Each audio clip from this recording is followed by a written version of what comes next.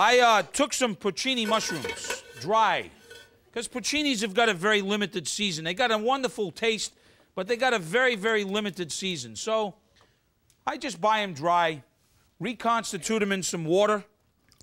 I save that liquid too. I'll strain it, but I save that liquid because it's got incredible flavor. What I mean, the dry mushrooms got to be covered with the water. Then we're going to drain them, got the water. Now these are ready to go. Risotto, Arborio rice. It's all about the stirring. Once you get it going, it's all about the stirring. About 18 minutes worth. It's all about the stirring. So, here's how we're going to start. A little oil, a little pinch of salt, and then we're going to start with some shallot and some garlic in here real quick.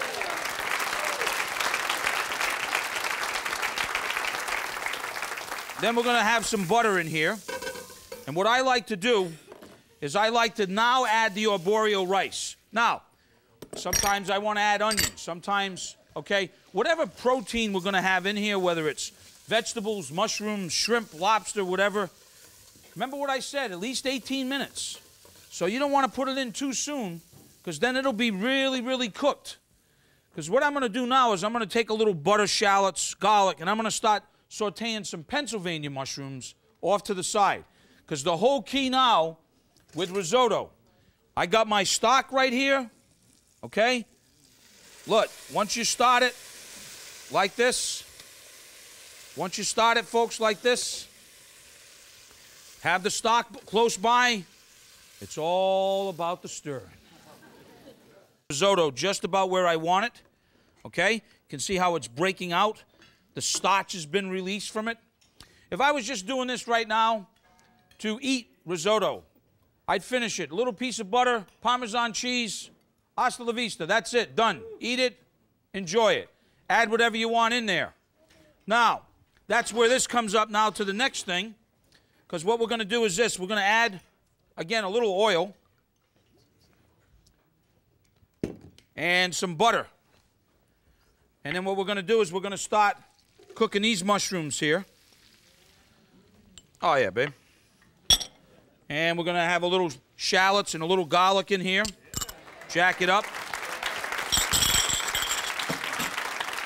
Now, the porcini mushroom, we want to add those now in here.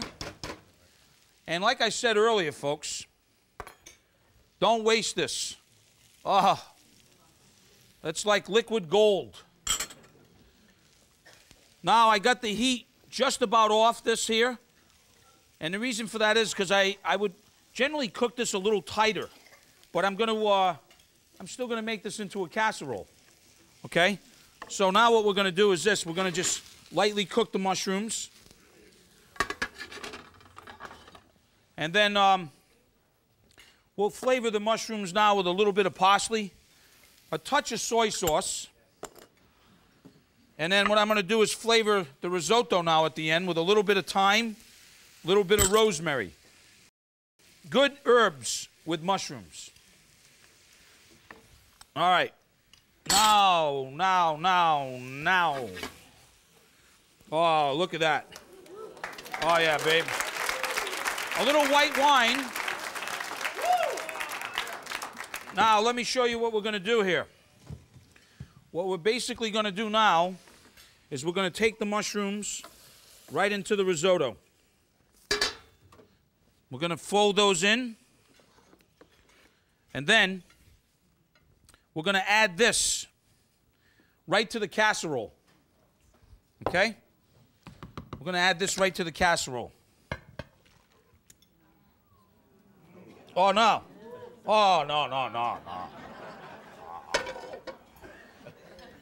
Now, we're going to take about 2 cups of cream with 2 eggs. We're going to whisk this together, a little salt and pepper. That's going to go over the casserole.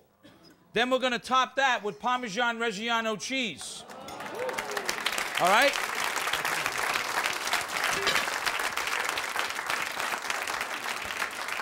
So then when Marge calls again, we'll ask Marge if we could use her oven. We pop it in the oven for about 25 to 30 minutes. And now we've got this wild and exotic mushroom risotto casserole. Now to serve it up. Oh, we love that. Serve it up. Watch this. Oh. Could you imagine showing up with Marges like this? She'd be kissing you. She'd say, please, don't go home. I like to garnish it with a little bit of Parmesan cheese like that you can bring. Maybe a little bit of chives. And a little bit of that essence. Bam! There you have it.